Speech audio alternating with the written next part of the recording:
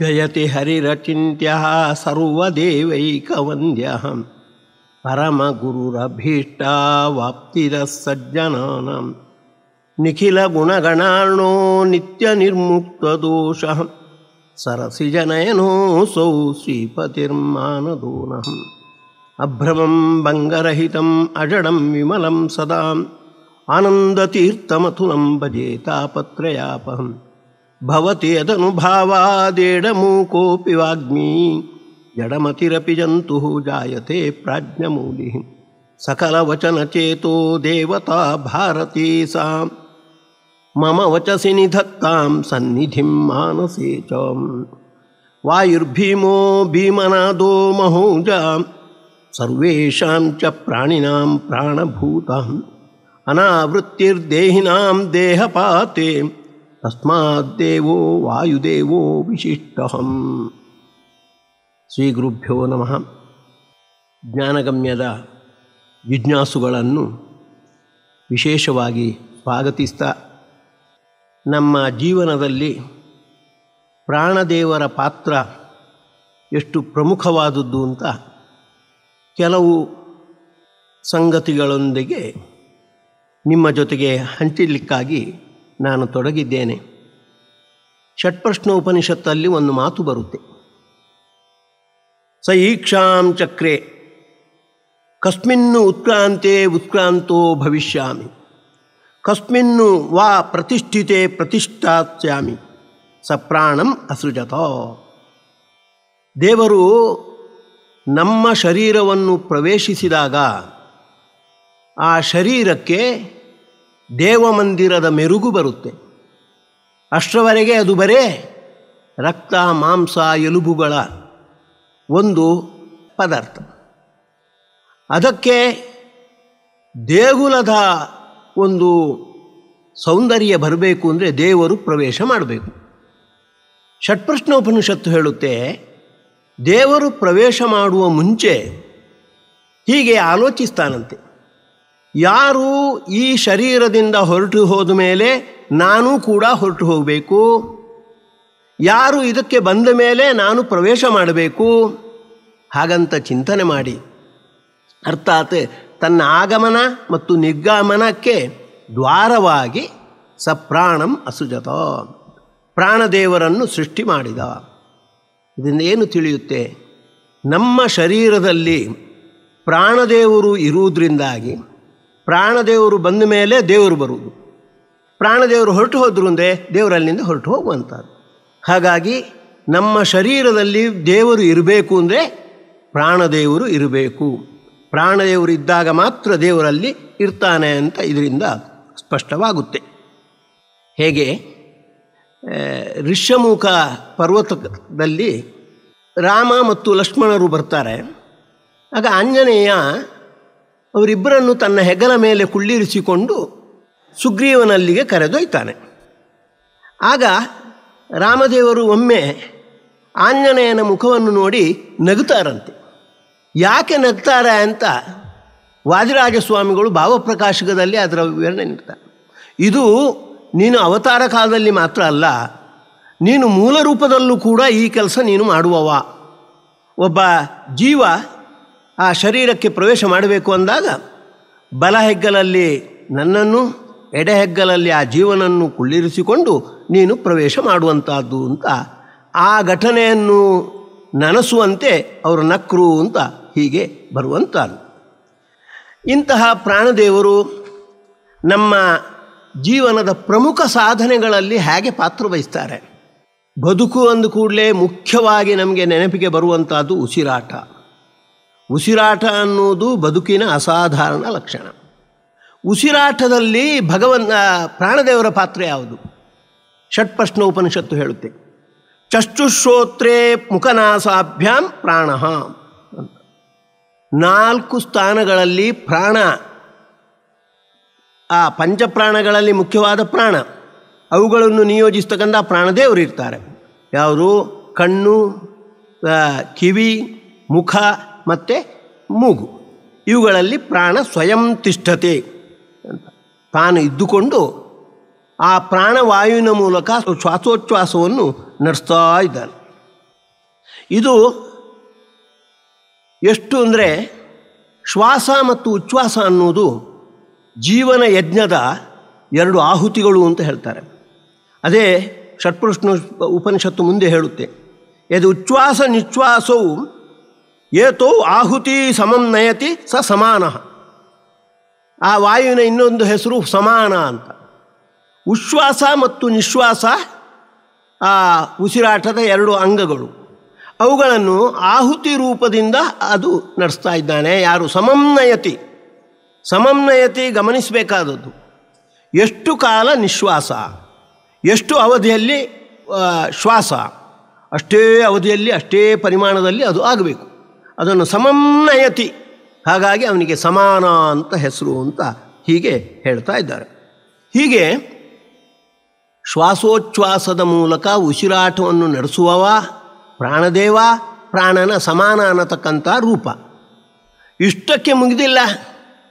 ಆ ಶ್ವಾಸೋಚ್ಛ್ವಾಸಕ್ಕೆ ಹಂಸವ್ರತದ ಮೆರುಗನ್ನು ನೀಡ್ತಾನೆ.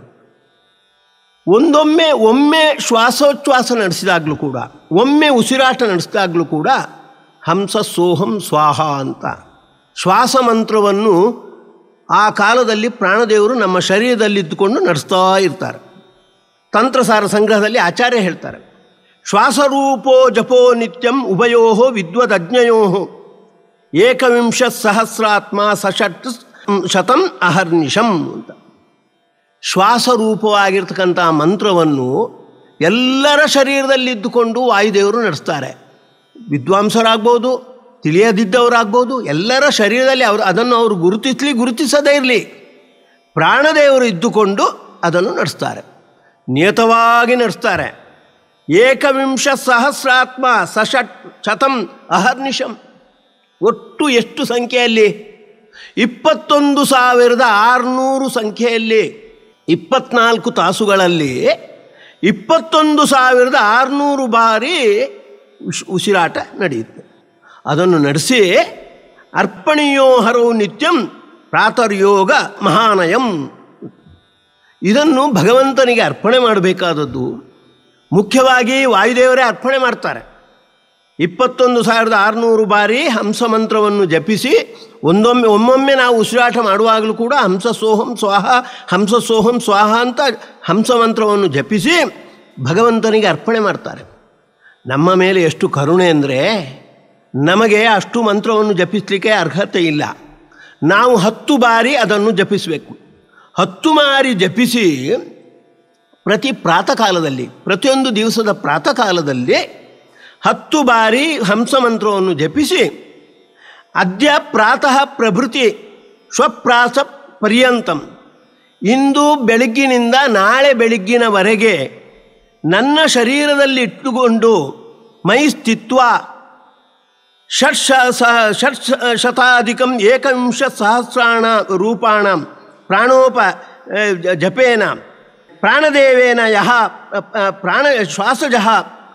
ಶ್ವಾಸಜಪ ಅನುಷ್ಠೀಯತೆ ತೇನ ಪ್ರಾಣ ಹಂಸರೂಪಿ ಭಗವಾನ್ ಪ್ರಿಯತಾಂ. ಇವತ್ತು ಬೆಳಗ್ಗಿನಿಂದ ನಾಳೆ ಬೆಳಗ್ಗಿನವರೆಗೆ ನನ್ನ ಶರೀರದಲ್ಲಿದ್ದುಕೊಂಡು ನನಗೆ ಅದು ಉದ್ಧಾರ ಮಾಡುವುದಕ್ಕಾಗಿ ಪ್ರಾಣದೇವರು 21,600 ಬಾರಿ ಹಂಸ ಜಪವನ್ನು ಮಾಡ್ತಾರೆ. ಇದರಿಂದ ಪ್ರಾಣ ಅಂತ ಅನಿಸಿರ್ತಕ್ಕಂಥ ಹಂಸರೂಪಿಯಾದ ಭಗವಂತ ಪ್ರಸನ್ನನಾಗಲಿ ಅಂತ ಸಂಕಲ್ಪ ಮಾಡಿಬಿಟ್ರೆ ಸಾಕು, ಹಂಸ ಮಂತ್ರವನ್ನು ಜಪ ಮಾಡಿದ ಪುಣ್ಯ ನಮಗೆ ಬರುತ್ತೆ ಅಂತ. ಇದು ನಮ್ಮಿಂದ ಶ್ವಾಸೋಚ್ಛ್ವಾಸ ನಡೆಸುವವರು ಪ್ರಾಣದೇವರು. ಅದಕ್ಕೆ ಹಂಸವ್ರತದ ಒಂದು ಮೆರುಗು ಕೊಟ್ಟು ಅದಕ್ಕೆ ವಿಶೇಷ ಪುಣ್ಯ ಬರುವಂತೆ, ಅದನ್ನು ನಾವು ಅನುಸಂಧಾನದಲ್ಲಿ ತಂದುಕೊಂಡ್ರೆ ಪುಣ್ಯ ಬರುವಂತೆಯೂ ಕೂಡ ನಮ್ಮ ಮೇಲೆ ಅನುಗ್ರಹ ಮಾಡ್ತಾ ಇದ್ದಾರೆ. ಗಮನಿಸಬೇಕಾದದ್ದು ಇನ್ನೊಂದು, ಜೀವನದ ಮತ್ತೊಂದು ಪ್ರಮುಖ ಕ್ರಿಯೆ ಭೋಜನ. ಭೋಜನದಲ್ಲೂ ಕೂಡ ಪ್ರಾಣದೇವರದ್ದು ಮಹತ್ವಪೂರ್ಣವಾದ ಪಾತ್ರ. ಭಗವದ್ಗೀತೆಯಲ್ಲಿ ಕೃಷ್ಣ ಹೇಳ್ತಾನೆ, ಅಹಂ ವೈಶ್ವಾನರೋ ಭೂತ್ವ ಪ್ರಾಣಿನಾಂ ದೇಹಮಾಶ್ರಿತಃ ಪ್ರಾಣಾಪಾನ ಸಮಾಯುಕ್ತ ಪಚಾಮ್ಯನ್ನಂ ಚತುರ್ವಿಧಂ ಅಂತ. ಸಾಮಾನ್ಯವಾಗಿ ಬಾಯಿಸುವುದು, ನಮ್ಮಲ್ಲಿ ಉದರದಲ್ಲಿ ವೈಶ್ವಾನರ ಅನ್ನತಕ್ಕಂಥ ಅಗ್ನಿ ಇದೆ. ಆ ಅಗ್ನಿಯಿಂದಾಗಿ ನಾವು ತಿಂದ ಆಹಾರ ಪಚನವಾಗುತ್ತೆ ಅಂತ ಕೃಷ್ಣ ಹೇಳ್ತಾನೆ. ಅದು ಬರೇ ಜಡ ಅಗ್ನಿ ಮಾತ್ರ ಅಲ್ಲ, ಅದರ ಒಳಗೆ ವೈಶ್ವಾನರ ನಾಮಕನಾಗಿ ನಾನಿದ್ದೇನೆ. ಬರೇ ನಾನಲ್ಲ, ಪ್ರಾಣಾಪಾನ ಸಮಾಯುಕ್ತ. ಪ್ರಾಣದೇವರ ಪ್ರಾಣ ಮತ್ತು ಅಪಾನ ಅನ್ನತಕ್ಕಂಥ ಎರಡು ರೂಪಗಳಿಂದ ಕೂಡಿಕೊಂಡು ನಾನು ಇದ್ದುಕೊಂಡು ಪಚಾಮ್ಯನ್ನಂ ಚತುರ್ವಿಧಂ, ಅನ್ನ ಅದು ಪಚನಕ್ಕೆ ಒಳಗಾಗುವಂತೆ, ಅದು ಕರಗುವಂತೆ ನಾನು ಮಾಡ್ತೇನೆ ಅಂತ. ಹಾಗಾಗಿ ವೈಶ್ವಾನರ ಮುಖ್ಯವಾಗಿ ನಮ್ಮ ಅನ್ನ ಕರಗುವಂತೆ ಮಾಡುವವ. ಅವನಿಗೆ ಸೇವಾರೂಪದಲ್ಲಿ ನೆರವು ನೀಡುವವರು ಪ್ರಾಣ ಮತ್ತು ಅಪಾನ ಅನ್ನತಕ್ಕಂಥ ಭಗವಂತನ ಎರಡು ರೂಪಗಳು. ಇದು ಎಷ್ಟು ಹೇಳ್ತಾರೆ ಅಂದರೆ, ತಂತ್ರಮಾಲಾದಲ್ಲಿ ಆಚಾರ್ಯರು ಒಂದು ಪ್ರಮಾಣವನ್ನು ಉಲ್ಲೇಖ ಮಾಡಿ ಹೇಳ್ತಾರೆ. ತಸ್ಯ ವಿಷ್ಣು ಸ್ತುತಿರಿಯಂ ಕ್ರಿಯತೆ ವಾಯುನಾ ಸದಾ. ಆ ವೈಶ್ವಾನರನ ಸ್ತುತಿಯನ್ನು ವಾಯುದೇವರು ಯಾವತ್ತೂ ಮಾಡ್ತಾರಂತೆ. ಕರ್ಣೋ ಪಿಧಾಯ ಯಾ ನಿತ್ಯಂ ಶ್ರೋತುಂ ಶಕ್ಯ ಅಖಿಲೈದ ಸದಾ. ಕಿವಿಯನ್ನು ಹೀಗೆ ಮುಚ್ಚಿಕೊಂಡ್ರೆ ಪ್ರಾಣದೇವರು ಆ ವೈಶ್ವಾನರನ್ನು ಸ್ತುತಿ ಮಾಡ್ತಾರಲ್ಲ, ಅದು ಕೇಳುತ್ತೆ. ಎಲ್ಲರೂ ಕೂಡ ಅದನ್ನು ಕೇಳ್ಕೊಳ್ಬೋದು. ಹೀಗೆ ವೈಶ್ವಾನರ ಆಹಾರವನ್ನು ಕರಗಿಸುವಲ್ಲಿ ತನ್ನ ಸೇವೆಯನ್ನು ಸಲ್ಲಿಸುವುದು ಅಷ್ಟೇ ಅಲ್ಲ, ಆ ವೈಶ್ವಾನ ರೂಪಿ ಪರಮಾತ್ಮನ ಸ್ತುತಿಯನ್ನು ಕೂಡ ನಮ್ಮ ಶರೀರದಲ್ಲಿದ್ದುಕೊಂಡು ಸ್ತುತಿಯನ್ನು ಮಾಡ್ತಾರೆ. ಸ್ತುತಿ ಮಾಡುವ ಮೂಲಕ ಪೂರ್ಣ ಪುಣ್ಯ ಅವರಿಗೆ. ನಮ್ಮ ಶರೀರದಲ್ಲಿದ್ದುಕೊಂಡು ಸ್ತುತಿ ಮಾಡುವುದರಿಂದಾಗಿ ಅವರಿಗೂ ಕೂಡ ನಮಗೂ ಕೂಡ ಪುಣ್ಯದ ಒಂದು ಅಂಶ ಬರುವಂತೆ ಅನುಗ್ರಹ ಮಾಡ್ತಾರೆ. ಸಮಾನ ಅನ್ನತಕ್ಕಂಥ ಒಂದು ವಾಯುದೇವರ ಒಂದು ರೂಪ. ಅದಕ್ಕೆ ಇನ್ನೊಂದು ಅದರ ಕೃತ್ಯ ಯಾವುದು ಅಂದರೆ, ಮಧ್ಯೆ ಸಮಾನ ಏಷ ಹಿ ಏತತ್ ಹುತಂ ಅನ್ನಂ ಸಮಂ ನಯತಿ. ಷಟ್ಪ್ರಶ್ನೋಪನಿಷತ್. ಶರೀರದ ಮಧ್ಯದಲ್ಲಿ ಇದ್ದುಕೊಂಡು ನಾವು ಯಜ್ಞರೂಪದಲ್ಲಿ, ವೈಶ್ವಾನರ ಯಜ್ಞರೂಪದಲ್ಲಿ ಏನು ಆಹಾರವನ್ನು ಸ್ವೀಕಾರ ಮಾಡ್ತೇವೆ, ಹುತಂ ಅನ್ನಂ ಏತತ್ ಸಮಂ ನಯತಿ. ಶರೀರದ ಯಾವ ಯಾವ ಅಂಗಕ್ಕೆ ಎಷ್ಟೆಷ್ಟು ಪಾಲು ತಲುಪಬೇಕು ಅಷ್ಟನ್ನೆಲ್ಲ ತಲುಪಿಸುವವ ಸಮಾನ ನಾಮಕ ವಾಯುದೇವನ ರೂಪ. ಹಾಗಾಗಿ ಅವನಿಗೆ ಸಮಾನ, ಸಮಂ ನಯತಿ. ಸಮಂ ಅಂದರೆ ಈಗ ಹೃದಯಕ್ಕೆ ಎಷ್ಟು ಅಂಶ ಬೇಕೋ ಆಹಾರ ಅಂಶ ಅಷ್ಟು ಕೈಗೆ ಬೇಕಾಗಿಲ್ಲ, ಕೈಗೆ ಎಷ್ಟು ಬೇಕೋ ಅಷ್ಟು ಕಾಲಿಗೆ ಬೇಕಾಗಿಲ್ಲ, ಶರೀರದ ಬೆರಳುಗಳಿಗೆ ಎಷ್ಟೆಷ್ಟು ಬೇಕೋ ಅದು ನಮಗೆ ಗೊತ್ತಾಗೋದಿಲ್ಲ, ಆದರೆ ಪ್ರಾಣದೇವರಿಗೆ ಅದು ಗೊತ್ತು. ಸಮಂ ನಯತಿ. ಶರೀರದ ಯಾವ್ಯಾವ ಅಂಗಕ್ಕೆ ಎಷ್ಟೆಷ್ಟು ಆಹಾರದ ಅಂಶ ತಲುಪಬೇಕೋ ಅಷ್ಟನ್ನೆಲ್ಲ ತಲುಪಿಸುವವ. ಸರಿ, ಜೀವನದ ಮತ್ತೊಂದು ದೊಡ್ಡ ಘಟನೆ, ದೊಡ್ಡ ಒಂದು ಪ್ರಕ್ರಿಯೆ ಅಂದರೆ ನಿದ್ದೆ. ನಿದ್ದೆಯಲ್ಲಿ ಪ್ರಾಣದೇವರ ಪಾತ್ರ ಏನು? ನಿದ್ರೆ ಅಂದರೆ ನಾವು ಅಲ್ಲಿ ವಿವೇಚಿಸಿಕೊಳ್ಬೇಕು. ನಿದ್ರೆ ಅಂದರೆ ಸ್ವಪ್ನಾವಸ್ಥೆ ಒಂದಿದೆ, ಸ್ವಪ್ನಾವಸ್ಥೆಗಿಂತ ನಂತರ ಬರುವಂಥದ್ದು ಅದನ್ನು ಸ್ವಾಪ ಅಂತ, ಸುಷುಪ್ತಿ ಅಂತ ಕರೀತಾರೆ ಸಂಸ್ಕೃತದಲ್ಲಿ. ನಿದ್ರೆ. ಆ ನಿದ್ದೆ ಬರುವಾಗ ಪ್ರಾಜ್ಞನಾಮಕ ಭಗವಂತನ ವಿಶೇಷ ಸನ್ನಿಧಾನ ಬಂದಾಗ ಅದನ್ನು ಆಲಿಂಗನ ಅಂತ ಕರೀತಾರೆ. ಪ್ರಾಜ್ಞನಾಮಕ ಭಗವಂತ ನಮ್ಮನ್ನು ಆಲಿಂಗಿಸಿಕೊಂಡಾಗ ಎಲ್ಲಿಲ್ಲದ ಆನಂದವಾಗುತ್ತೆ. ಮೋಕ್ಷದಲ್ಲಿ ಬರತಕ್ಕಂಥ ಸುಖಕ್ಕೆ ಸದೃಶವಾದ ಸುಖ ಅದು ನಿದ್ದೆಯಲ್ಲಿ ಬರತಕ್ಕಂಥ ಸುಖ.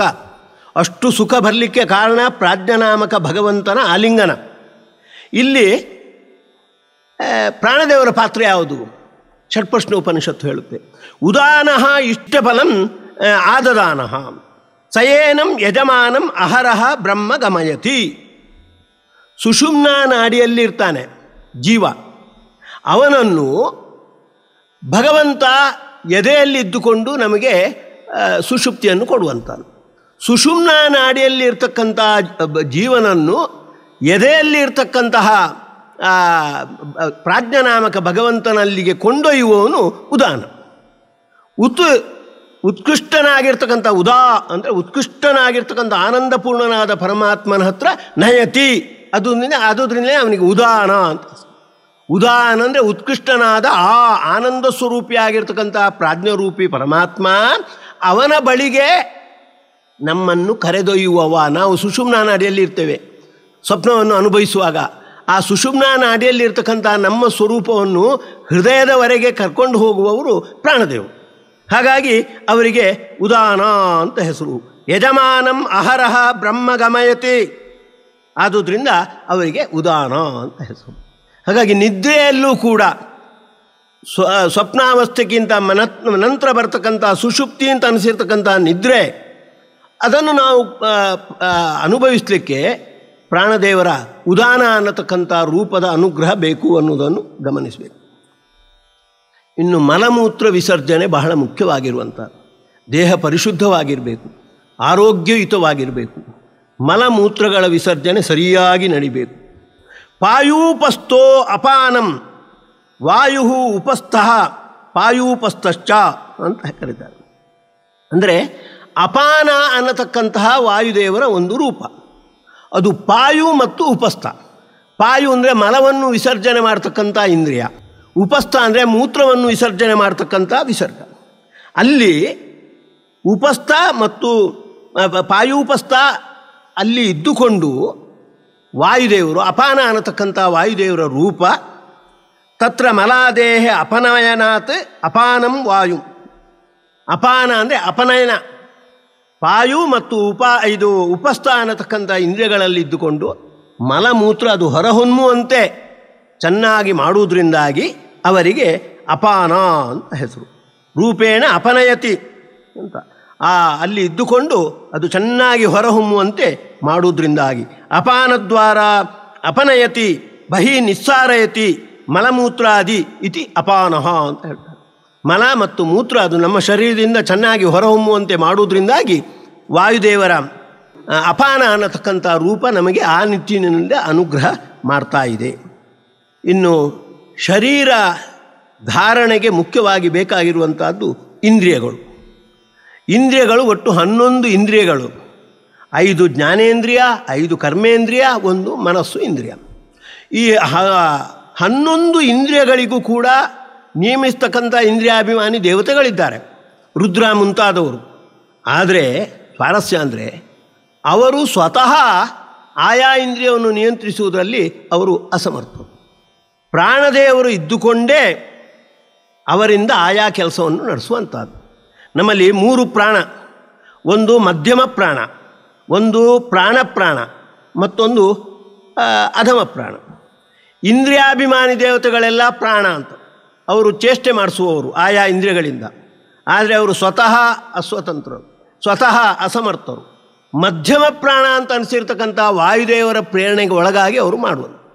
ಆ ಮಧ್ಯಮ ಪ್ರಾಣನನ್ನು ಕೂಡ ನಿಯಂತ್ರಿಸುವವ ಭಗವಂತ. ಪ್ರಾಣ ಉತ್ತಮ ಪ್ರಾಣ ಅಂತ ಅವನನ್ನು ಕರೆಯುವಂಥದ್ದು. ಇದು 4-5 ಉಪನಿಷತ್ತಲ್ಲಿ ಇದರ ಬಗ್ಗೆ ಬಂದಿದೆ. ಇಂದ್ರಿಯಾಭಿಮಾನಿ ದೇವತೆಗಳು ವಿವಾದ ಮಾಡುವುದಂತ. ಇದು ಯಾಕೆ ಅಂದರೆ ಪ್ರಾಣದೇವರ ಮಹಿಮೆಯನ್ನು ತೋರಿಸಿಕೊಡುವುದಕ್ಕಾಗಿ ಇಂದ್ರಿಯಾಭಿಮಾನಿ ದೇವತೆಗಳು ಆ ರೀತಿ ವಿವಾದ ಮಾಡುವಂಥದ್ದು. ಯಾಕೆಂದರೆ ಅಭಿಮಾನಿ ದೇವತೆಗಳು ಅಂದರೆ ಅವರು ವಿವೇಕಿಗಳು. ಅವರು ಯಾಕೆ ವಿವಾದ ಮಾಡ್ತಾರೆ? ಅವರು ಹೇಳ್ತಾರೆ, ಈ ಶರೀರವನ್ನು ಧರಿಸುವವ ನಾನು ಅಂತ. ಕಣ್ಣಿಗೆ ಅಭಿಮಾನಿಯಾಗಿರ್ತಕ್ಕಂಥ ಸೂರ್ಯ, ಕಿವಿಗೆ ಅಭಿಮಾನಿಗಳಾಗಿರ್ತಕ್ಕಂಥ ದಿಗಭಿಮಾನಿ ದೇವತೆಗಳು, ಅವರೆಲ್ಲ ಆ ಚತುರ್ಮುಖನ ಶರೀರದಲ್ಲಿದ್ದುಕೊಂಡು ವಿವಾದ ಮಾಡುವಂಥದ್ದು. ಈ ಶರೀರ ಧಾರಣೆ ಮಾಡುವುದು ಯಾರು? ಆಯಾ ಅಭಿಮಾನಿ ದೇವತೆಗಳು ನಾನು ಅಂತ ಹೇಳುವಂಥದ್ದು. ಆಗ ಚತುರ್ಮುಖ ಹೇಳ್ತಾನೆ, ಒಂದು ಸ್ಪರ್ಧೆ. ಯಾರು ಹೋದ ಮೇಲೆ ಈ ಶರೀರ ಬಿದ್ದು ಹೋಗುತ್ತೋ, ಯಾರು ಬಂದ ಮೇಲೆ ಈ ಶರೀರ ಎದ್ದು ನಿಲ್ಲುತ್ತೋ ಅಂತಹವನು ಈ ಶರೀರದ ಧಾರಕ ಅಂತ ಆಯಿತು ಅಂತ ಎಲ್ಲ ಆ ಸ್ಪರ್ಧೆಯಲ್ಲಿ ತೊಡಗ್ತಾರೆ. ಒಂದೊಂದೇ ಇಂದ್ರಿಯಾಭಿಮಾನಿಗಳು ಹೋಗ್ತಾರೆ ಆ ಚತುರ್ಮುಖನ ಶರೀರದಿಂದ. ಆದರೂ ಆ ಚತುರ್ಮುಖನ ಶರೀರ ಹಾಗೇ ಇರುತ್ತೆ. ಕೊನೆಗೆ ವಾಯುದೇವನ ಪಾತ್ರ. ಪ್ರಾಣದೇವರು ಹೊರಟು ಹೋದ ಕೂಡಲೇ ಆ ಶರೀರ ಬಿದ್ದು ಹೋಗುತ್ತೆ. ಹಾಗೆ ಮತ್ತೆ ಪುನಃ ಆ ಶರೀರವನ್ನು ಪ್ರವೇಶ ಮಾಡ್ತಾರೆ. ಪ್ರವೇಶ ಮಾಡಿದಾಗ ಒಬ್ಬೊಬ್ಬರು ಪ್ರವೇಶ ಮಾಡಿದಾಗ ಅದು ಎದ್ದು ನಿಲ್ಲುವುದಿಲ್ಲ. ಯಾವಾಗ ಪ್ರಾಣದೇವರು ಪ್ರವೇಶ ಮಾಡ್ತಾರೆ ಆಗ ಎದ್ದು ನಿಲ್ಲುತ್ತೆ. ಆಗ ಚತುರ್ಮುಖ ಹೇಳ್ತಾನೆ, ನೋಡಿದ್ರ ಉಕ್ತ ಅಂತ ಹೆಸರು. ಉಕ್ತ ಅಂತ ಪ್ರಾಣದೇವರಿಗೆ. ಉತ್ಥಾಪಯತಿ ಇತಿ ಉಕ್ತ. ಪ್ರಾಣೋ ಹಿ ಇದಂ ಸರ್ವಂ ಉತ್ಥಾಪಯತಿ ಪ್ರಾಣೋ ವಾ ಉಕ್ತಂ. ಆ ದೇವತೆಗಳೆಲ್ಲ ಅಹಂ ಮುಕ್ತ ಅಂತ ಹೇಳ್ತಿದ್ರು. ನಾನು ಉಕ್ತ, ಈ ಶರೀರವನ್ನು ಎಬ್ಬಿಸಿ ನಿಲ್ಲಿಸುವ ನಾನು ಅಂತ ಸುರಿಗೆ ವಿವಾದ ಮಾಡಿದರು. ನಾಟಕ ರೂಪದ ವಿವಾದ. ಆದರೆ ಈ ಸ್ಪರ್ಧೆ ನಡೆದ ಮೇಲೆ ಚತುರ್ಮುಖ ದೇವರು ಎಲ್ಲರಿಗೆ ಸಂದೇಶ ನೀಡಿತು. ಪ್ರಾಣೋ ವಾ ಉಕ್ತಂ, ಪ್ರಾಣೋ ವೈ. ಇಲ್ಲಿ ಉಕ್ತ ಯಾರು ಅಂದರೆ ಪ್ರಾಣದೇವರೇ. ಅವರು ಶರೀರವನ್ನು ಪ್ರವೇಶ ಮಾಡಿದ ಮೇಲೆ ಆ ಶರೀರ ಎದ್ದು ನಿಲ್ಲುವಂಥದ್ದು. ಅವರು ಹೋದ ಮೇಲೆ ಆ ಶರೀರ ಬೀಳುವಂಥದ್ದು. ಹಾಗಾಗಿ ಉಕ್ತನಾಮ ವಾಯುರೇವ ನ ಸಂಶಯ ಅಂತ ಅವರು ಎಬ್ಬಿಸುವುದರಿಂದಾಗಿ ಅವರಿಗೆ ಉಕ್ತ ಅಂತ ಹೆಸರು. ಅವರಿಗೆ ಇನ್ನೊಂದು ಹೆಸರು ಬಂದಿದೆ ಅಂತ ಮಹಾಭಾರತವು ಹೇಳುತ್ತೆ. ವಿಧಾರಕತ್ವಾಚ ವಿಧೃತಿ ವಾಯು ಉಚ್ಯತೆ. ವಿಧೃತಿ ಅಂತ ವಿಶೇಷವಾಗಿ ಧಾರಕವಾಗಿರುವಂಥದ್ದು. ಸಾಮಾನ್ಯ ನಮ್ಮ ಶರೀರವನ್ನು ಧಾರಣೆ ಮಾಡುವವರು ಇಂದ್ರಿಯಾಭಿಮಾನಿ ದೇವತೆಗಳು. ವಿಶೇಷವಾಗಿ ಧಾರಣೆ ಮಾಡುವವ ಆ ಇಂದ್ರಿಯಾಭಿಮಾನಿ ದೇವತೆಗಳನ್ನು ನಿಯಂತ್ರಿಸ್ತಕ್ಕಂಥ ವಾಯುದೇವ. ಹಾಗಾಗಿ ವಿಧೃತಿ ವಿಧಾರಕತ್ವಾಚ ವಿಧೃತಿ ವಾಯು ಉಚ್ಯತೆ ಅಂತ ಮಹಾಭಾರತದಲ್ಲಿ ಬಂದಿದೆ. ರಾಮಾಯಣದಲ್ಲಿ ಇಂದ್ರಜಿತ್ ರಾವಣನ ಮಗ ನಾಗಪಾಶದ ಒಂದು ಅಸ್ತ್ರವನ್ನು ಪ್ರಯೋಗ ಮಾಡ್ತಾನೆ. ಲಕ್ಷ್ಮಣನೇ ಮುಂತಾದವರೆಲ್ಲ ಮೂರ್ಛೆಗೆ ಒಳಗಾಗ್ತಾರೆ. ಆಗ ಜಾಂಬವಂತ ಪ್ರಾಣದೇವರ ಹತ್ರ ಹೇಳಿ, ನೀವು ಹೋಗಿ ಗಂಧಮಾದನ ಪರ್ವತದಲ್ಲಿ ಅಲ್ಲಿ ಮೃತ ಸಂಜೀವಿನಿ ಮುಂತಾಗಿರ್ತಕ್ಕಂಥ ಔಷಧಿಯನ್ನು ತಂದರೆ, ಗಿಡಮೂಲಿಕೆಯನ್ನು ತಂದರೆ ಇವರೆಲ್ಲ ಎದ್ದು ನಿಲ್ತಾರೆ, ಇವರು ಮತ್ತೆ ಬದುಕಲಿಕ್ಕೆ ಅವಕಾಶ ಉಂಟು ಅಂತ. ಕೂಡಲೇ ವಾಯುದೇವರು, ಪ್ರಾಣದೇವರು, ಆಂಜನೇಯ ಹೋಗಿ ಗಂಧಮಾದನ ಪರ್ವತದಲ್ಲಿ ಇರ್ತಕ್ಕಂಥ ಮೃತ ಸಂಜೀವಿನಿ ಮುಂತಾದ ಗಿಡಮೂಲಿಕೆಯನ್ನು ತಂದ ಮೇಲೆ ಲಕ್ಷ್ಮಣನೇ ಮುಂತಾದವರು ಎಚ್ಚೆತ್ತರು ಅಂತ ರಾಮಾಯಣದಲ್ಲಿ ಬರುವಂಥದ್ದನ್ನು ನಾವು ಕೇಳ್ತೀವಿ. ಇದೊಂದು ಸಾಂಕೇತಿಕ ಕಥೆ. ಲಕ್ಷ್ಮಣ ಅಂದರೆ ಅವ ಶೇಷ, ಹಾಗೆ ಎಲ್ಲ ಇಂದ್ರಿಯಾಭಿಮಾನಿ ದೇವತೆಗಳೇ ಅಲ್ಲಿ ಕಪ್ಪಿಗಳಾಗಿರುವಂಥದ್ದು. ಅವರೆಲ್ಲ ನಿದ್ದೆಗೆ ಹೋದಾಗ, ಮೂರ್ಛೆಗೆ ಒಳಗಾದಾಗ ಅವರನ್ನು ಎಬ್ಬಿಸುವವರು ಪ್ರಾಣದೇವರು ಅನ್ನೋದು ಆ ಆಖ್ಯಾಯಿಕೆಯಿಂದ ನಾವು ತಿಳ್ಕೊಳ್ಬೇಕಾದದ್ದು. ಹಾಗಾಗಿ ಪ್ರಾಣದೇವರಿಗೆ ವಿಧೃತಿ, ಉಕ್ತ ಇತ್ಯಾದಿ ಹೆಸರುಗಳು ಬಂದಿವೆ. ಹೀಗೆ ಅದನ್ನೇ ಸ್ಪಷ್ಟವಾಗಿ ಸರ್ವೇಂದ್ರಿಯಾಣಾಂ ವ್ಯಾಪಾರಾನ್ ಪ್ರಾಣಯೇವ ಕರೋತ್ಯಯಂ ಇಂದ್ರಿಯಸ್ಥಃ ಅಂತ ಒಂದು ಪ್ರಮಾಣದ ಮೂಲಕ ಹೇಳ್ತಾರೆ. ಸಾಮಾನ್ಯವಾಗಿ ಇಂದ್ರಿಯಗಳಿಂದ ಮೂಲಕ ವ್ಯಾಪಾರವನ್ನು ಮಾಡಿಸುವವರು ಇಂದ್ರಿಯಾಭಿಮಾನಿ ದೇವತೆಗಳು ಅಂತ ಇದೆ. ಅಲ್ಲ, ಆ ಇಂದ್ರಿಯಾಭಿಮಾನಿ ದೇವತೆಗಳನ್ನು ಕೂಡ ಪ್ರೇರಣೆ ಮಾಡಿ ವಾಯುದೇವರೇ ಇದನ್ನು ಮಾಡುವಂಥದ್ದು. ನವೈ ವಾಚಃ ನ ಚಕ್ಷುಂಷಿ ನ ಶ್ರೋತ್ರಂ ನ ಮನಾಂಸೀತ್ಯಾಚಕ್ಷತೆ ಪ್ರಾಣೋ ಹೇವ್ಯ ಏತಾನಿ ಸರ್ವಾಣಿ ಭವತಿ ಅಂತ ಚಾಂದೋಗ್ಯ ಉಪನಿಷತ್ತು ಹೇಳುತ್ತೆ. ಬರೇ ಕಣ್ಣು ಕಣ್ಣಲ್ಲ, ಕಿವಿ ಕಿವಿಯಲ್ಲ, ಮನಸ್ಸು ಮನಸ್ಸಲ್ಲ, ಪ್ರಾಣದೇವರೇ ಆ ಇಂದ್ರಿಯಗಳು. ಅಂದರೆ ಪ್ರಾಣದೇವರಿದ್ದರೆ ಮಾತ್ರ ಆ ಇಂದ್ರಿಯ ತನ್ನ ಕೆಲಸವನ್ನು ಮಾಡುವಂಥದ್ದು ಅಂತ ಚಾಂದೋಗ್ಯೋಪನಿಷತ್ತು ಹೇಳುತ್ತೆ. ಸರ್ವಚೇಷ್ಟೈತೃತ್ವಾಚ್ಚ ಪ್ರಾಣ ಅಂತ ಎಲ್ಲರಿಂದ ಎಲ್ಲ ಚೇಷ್ಟೆಗಳನ್ನು ಮಾಡಿಸುವವ ವಾಯುದೇವರು. ಹಾಗಾಗಿ ಅವರಿಗೆ ಪ್ರಾಣ ಅಂತ ಹೆಸರು ಅಂತ. ವಾಯೋ ಸಕಾಶ ಜಗತಃ ಪ್ರವೃತ್ತಿಂ ಕಾಮಯತ್ಯಜ ಪ್ರಾಣ ಮತಪ್ರಾಹು ವಿಷ್ಣುಂ ವಾಯೋರಪಿ ಪ್ರಭುಂ ಅಂತ ಮತ್ತೊಂದು ಪ್ರಮಾಣ. ಭಗವಂತ ತಾನೇ ಎಲ್ಲ ಚಟುವಟಿಕೆಯನ್ನು ಎಲ್ಲರಿಂದ ಮಾಡಿಸಲಿಕ್ಕೆ ಸಮರ್ಥನಾದವ. ಆದರೆ ಪ್ರಾಣದೇವರನ್ನು ಮಾಧ್ಯಮವಾಗಿಟ್ಟುಕೊಂಡು ಎಲ್ಲ ಚಟುವಟಿಕೆಯನ್ನು ಮುಖ್ಯವಾಗಿ ಪ್ರಾಣದೇವರ ಮಾಧ್ಯಮದಲ್ಲಿ ಮಾಡಿಸ್ತಾನೆ. ಹಾಗಾಗಿ ಅವನಿಗೆ ಪರಮಾತ್ಮನಿಗೆ ಪ್ರಾಣದೇವರನ್ನು ತೊಡಗಿಸಿ ಅವರ ಮೂಲಕ ಎಲ್ಲ ಚಟುವಟಿಕೆಯನ್ನು ನಡೆಸುವವ ಅನ್ನುವ ಅಭಿಪ್ರಾಯದಲ್ಲಿ ಪ್ರಾಣ ಮತಪ್ರಾಹು ವಿಷ್ಣುಂ ವಾಯೋರಪಿ ಪ್ರಭುಂ ಅಂತ ಹೀಗೆ ಹೇಳಿದ್ದಾರೆ. ಈ ರೀತಿ ನಮ್ಮ ಜೀವನದ ಪ್ರಮುಖ ಉಸಿರಾಟವೇ ಮುಂತಾಗಿರ್ತಕ್ಕಂಥ ಪ್ರಮುಖ ಘಟನೆಗಳಲ್ಲಿ, ಪ್ರಕ್ರಿಯೆಗಳಲ್ಲಿ ಪ್ರಾಣದೇವರ ಪಾತ್ರವನ್ನು ಗುರುತಿಸಿ ನಾವು ಆಯಾ ಚಟುವಟಿಕೆಯನ್ನು ನಡೆಸುವಾಗ, ಪ್ರಾಣದೇವರ ಸ್ಮರಣೆಯನ್ನು ನಾವು ನಡೆಸಿದಾಗ ನಮಗೆ ವಿಶೇಷವಾಗಿ ಪ್ರಾಣದೇವರ ಅನುಗ್ರಹ, ಹಾಗೆ ಪ್ರಾಣ ಅಂತ ಅನಿಸಿರ್ತಕ್ಕಂಥ ಪರಮಾತ್ಮನ ಅನುಗ್ರಹವೂ ಕೂಡ ಆಗುತ್ತೆ. ಹಾಗಾಗಿ ಪ್ರಾಣದೇವರನ್ನು ನಮ್ಮ ಜೀವನದಲ್ಲಿ ಅವರು ಹೇಗೆ ಪಾತ್ರ ವಹಿಸ್ತಾರೆ ಅನ್ನತಕ್ಕಂತಹ ವಿಶ್ಲೇಷಣೆಯನ್ನು ನಡೆಸಲಿಕ್ಕೆ ನಾವು ಮರೆಯಬಾರದು. ಶ್ರೀಕೃಷ್ಣ ಅರ್ಪಣಮಸ್ತು. ಹರಿಗುರು ಭಕ್ತರಾಗಿರ್ತಕ್ಕಂತಹ ಅರವಿಂದ್ ಲಕ್ಷ್ಮೀನಾರಾಯಣ್ ಮತ್ತು ಅವರ ಕುಟುಂಬದವರು ಜ್ಞಾನ ಸೇವೆಗೆ ವಿಶೇಷವಾಗಿರ್ತಕ್ಕಂಥ ತಮ್ಮ ಆರ್ಥಿಕ ನೆರವನ್ನು ನೀಡಿದ್ದಾರೆ. ಅವರಿಗೆ ಹರಿಗುರುಗಳು ವಿಶೇಷವಾಗಿ ಅನುಗ್ರಹಿಸಲಿ ಅಂತ ಪ್ರಾರ್ಥಿಸ್ತಾ ಇದ್ದಾರೆ.